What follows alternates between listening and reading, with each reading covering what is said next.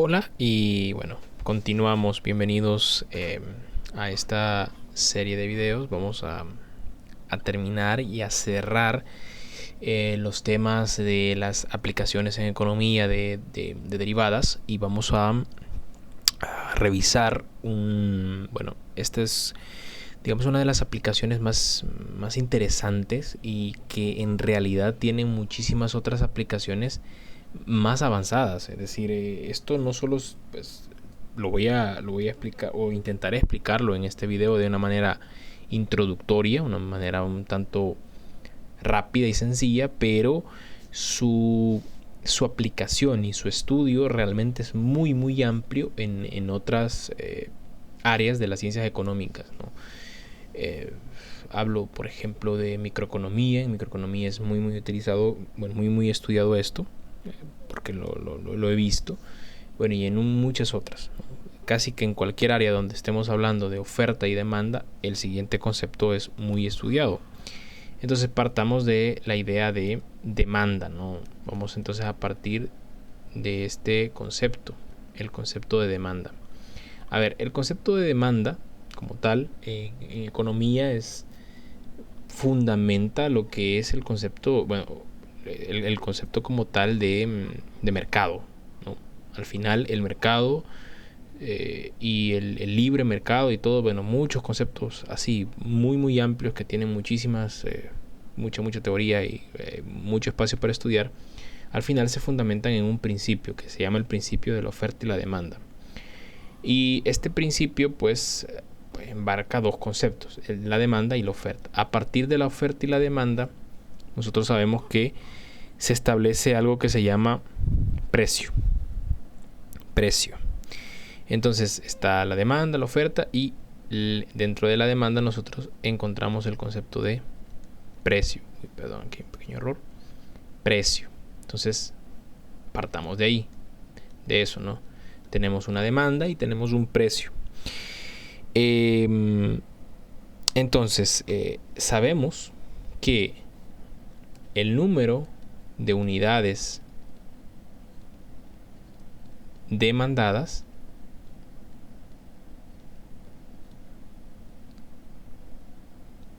en un mercado de un producto en particular por los consumidores, este siempre está en función o depende de el precio.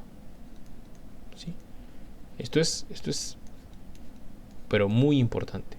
Bajo este principio es que vamos a hacer el siguiente análisis y vamos a estudiar lo que sigue. Entonces estamos claros, ¿no? Nosotros tenemos un número de unidades demandadas, que eso yo lo voy a poder modelar y lo voy a poder calcular con la función de demanda. Es decir, la función de demanda al final me va a devolver la cantidad de unidades demandadas de un producto en un mercado por los consumidores. Así de sencillo. Pero ese número está determinado evidentemente por el precio. Y ya luego veremos en la práctica que está determinado por muchas cosas. No es tan simple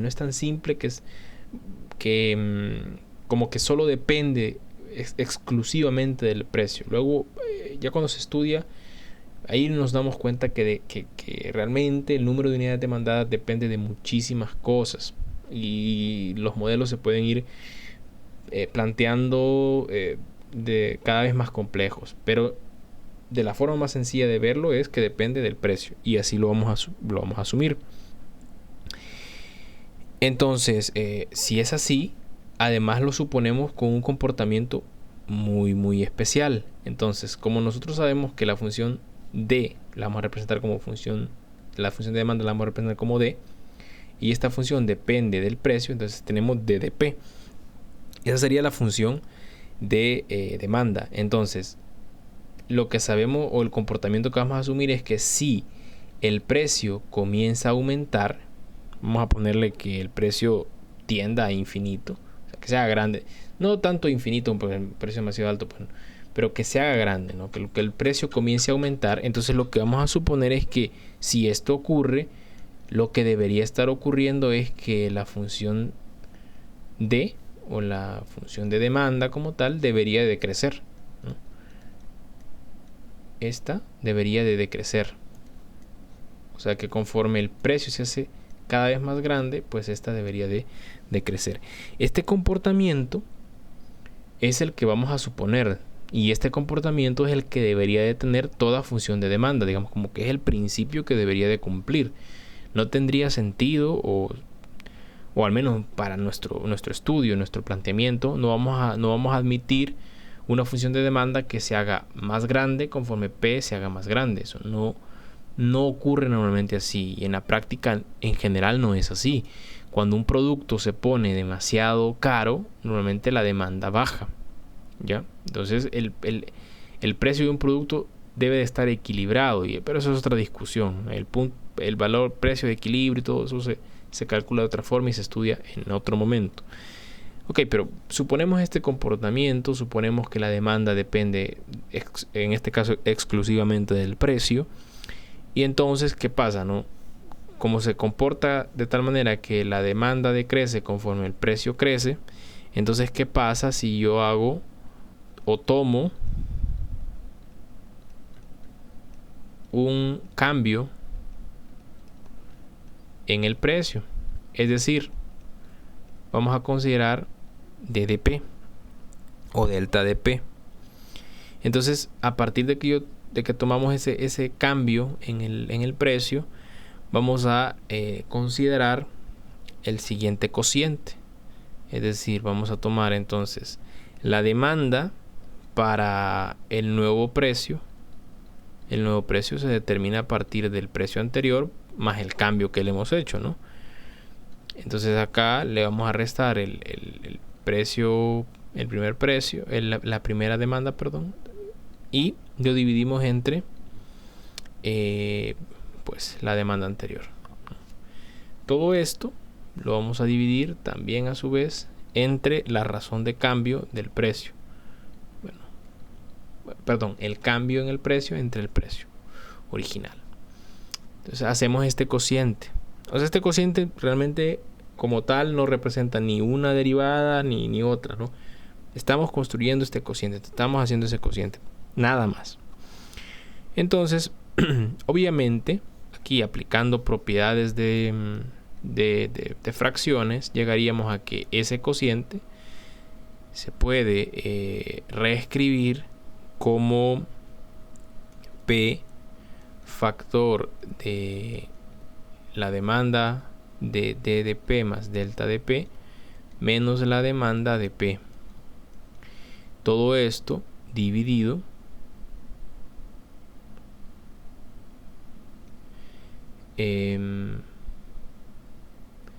entre D de P por delta de P, ¿no? Muy bien.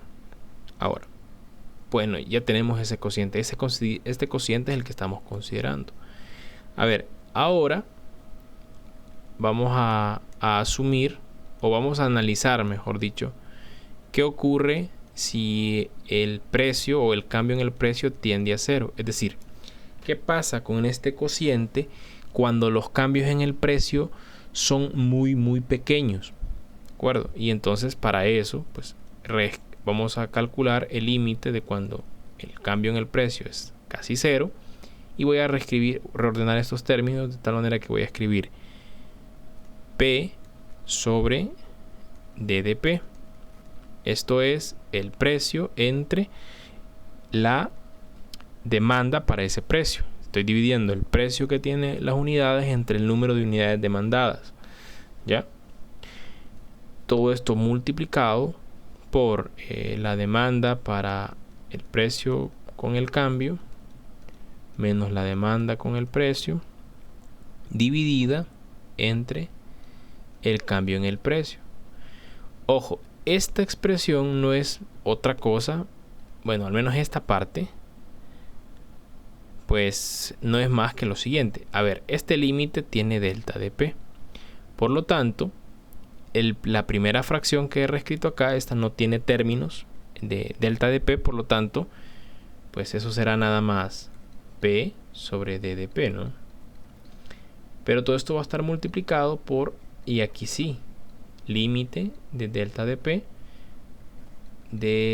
más delta de P menos la demanda para P. Todo esto dividido entre delta de P. Y aquí viene lo interesante, ¿no? Observamos que este límite de la segunda fracción no es más que la derivada. Por lo tanto, esto no es más que P sobre la demanda para el precio P multiplicado por la derivada de la demanda evaluada en P. ¿De acuerdo? Y entonces el cociente anterior, una vez que hemos asumido que el precio, el cambio en el precio es casi cero, nos da como resultado pues nada más que el precio dividido entre las unidades demandadas multiplicado por la demanda, la derivada de la demanda evaluada en el precio. Ahora, como vimos, asumimos que la función de demanda tenía un comportamiento en particular, ¿no? Conforme el precio aumentaba, la demanda disminuía, así lo asumimos. Eso no es otra cosa más que lo que hemos asumido es que DDP es decreciente. Eso significa que para mayor es el precio, obviamente menor es la demanda. Por lo tanto, si la función es decreciente, aquí recordemos un poquito el criterio de primera derivada. ¿Cómo hacíamos para determinar que una función fuese creciente o decreciente? Recordemos que una función era creciente si la primera derivada era mayor que 0 en esos puntos, no en ese entorno. Y era decreciente si la primera derivada era menor que 0. Entonces, como esta función nosotros hemos asumido que para ser una función de demanda debe de ser decreciente, por lo tanto, entonces como es decreciente, pues su derivada en cualquier punto debe de ser menor que 0, ¿no? Eso ya lo sabemos. Ya lo sabemos. Por lo tanto, como es menor que 0, si yo quiero que esta expresión sea positiva, entonces debo de multiplicar por menos esa expresión. Espero que vaya quedando claro todo esto. Entonces multiplico por menos esta expresión porque yo necesito que sea positiva. Y entonces a esta cantidad positiva yo le voy a llamar, bueno, algunos le llaman eta. Eta. Y a esta eta se le conoce como, lo voy a escribir acá, a este valor, a esta cantidad eta, se le conoce como elasticidad de la demanda. Entonces, este valor no es otra cosa más que la elasticidad de la demanda. Entonces, hemos encontrado, lo voy a escribir en rojo acá, un índice. Esto se le conoce como índice. El término índice viene porque se utiliza como una medida, como una métrica, ¿ya? Esos conceptos se utilizan mucho cuando hacemos evaluación de algunas cosas, en evaluación de proyectos, cuando se estudia un poquito de otras cosas por ahí, se hace mucho uso de índices, que son medidas que nos permiten a nosotros determinar o sacar conclusiones acerca de un fenómeno. ¿De acuerdo? Entonces, así hay distintas métricas o medidas para infinidad de fenómenos, ¿no? Entonces, así nosotros podemos establecer medidas en estadística, por ejemplo, que nos permiten ver si un conjunto de datos tiene cierto comportamiento o no, y así también lo hacemos cuando estamos viendo producción, si estamos produciendo bien o estamos produciendo mal, qué sé yo, hay medida. Pues este es como un índice, como una medida. Ya veremos para qué sirve, ¿no? Pero entonces hemos calculado entonces la elasticidad, y esto no es más que, como decíamos, menos el precio entre la demanda para ese precio multiplicado por la derivada evaluada en ese mismo precio. Entonces, les decía, eso es elasticidad de la demanda. Ahora, este índice, ¿cómo lo vamos a interpretar? Ahora, nos va a interesar dos casos en particular. Nos va a interesar dos casos. El primero, cuando esta elasticidad resulte ser menor que 1. Y el segundo caso es cuando esta elasticidad resulte ser mayor que 1. Son los dos casos que nosotros vamos a querer estudiar.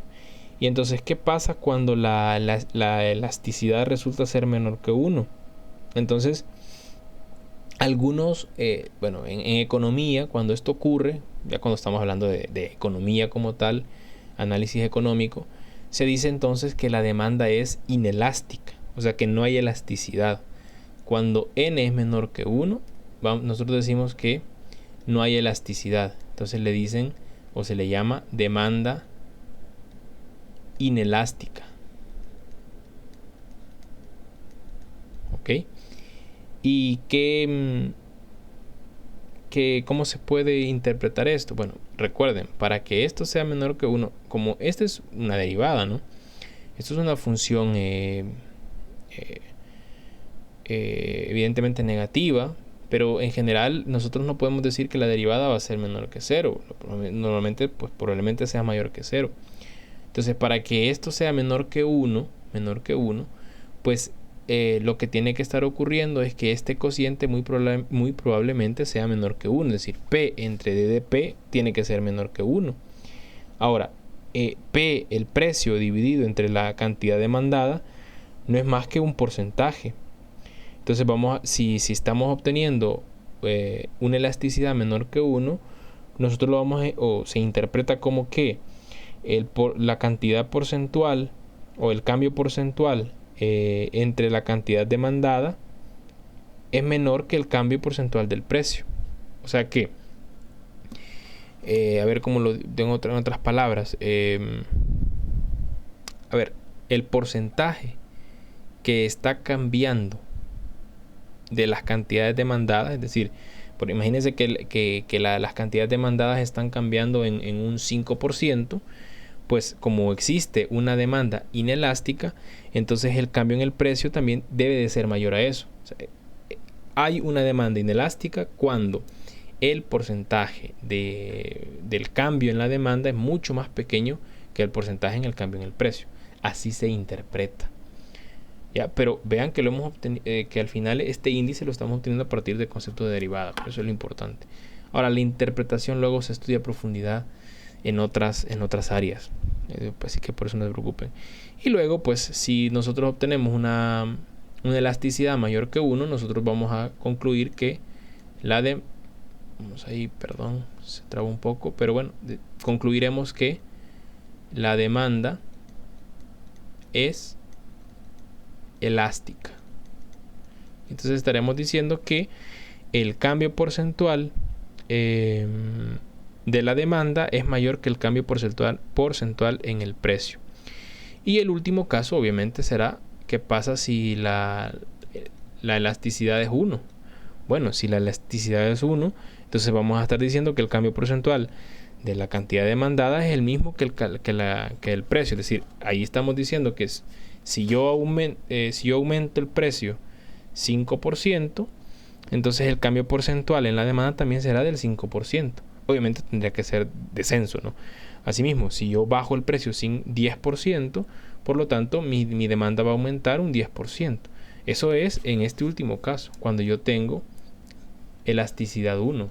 Pero luego ahí podríamos ir analizando qué pasa cuando la elasticidad para los otros dos casos, ¿no? Entonces, si yo tengo una demanda inelástica, pues si yo aumento el precio 5%, pues la demanda no se va a comportar como yo espero. O sea, no va, en lugar de disminuir, probablemente aumente, o si yo bajo el precio, pues probablemente mi demanda no suba lo que yo estoy esperando. Eso pasa cuando la demanda es inelástica. Y cuando la demanda es elástica, como decíamos, pues ahí será al revés, ¿no? Si yo bajo 5% el precio, pues probablemente mi demanda aumente 5% o más. Que lo más, bueno, si tengo elasticidad, será más todavía. Por eso el término elasticidad, vean, es como que nosotros, si estiramos un poquito el precio, pues la demanda también se estira. Más o menos por ahí va la idea. Bueno, ya no digo más porque creo que voy a seguir dando vueltas y terminaré confundiendo más de alguno. Bueno, eso es lo que les quería mostrar sobre la elasticidad, de la demanda. Ya luego habrán problemas acerca de esto para que ustedes puedan trabajarlos. Y bueno, espero que quede claro el concepto, la idea, cómo se construye. Importante nada más tener claro la fórmula, ver que ahí está involucrada la derivada de la demanda, el precio dividido entre la demanda también, todo multiplicado por menos, y lo que nos va a interesar es el valor que nos dé, y bajo eso dar la interpretación correcta. Como les digo, esto al final es un índice que nos permite a nosotros sacar conclusiones acerca, en este caso, del fenómeno de la demanda. Bueno, espero que les sea de utilidad. Con esto cerramos básicamente el estudio de la derivada y sus distintas aplicaciones en economía. Y bueno, estamos pendientes ahí sobre cualquier consulta y bueno, espero que les sea de utilidad.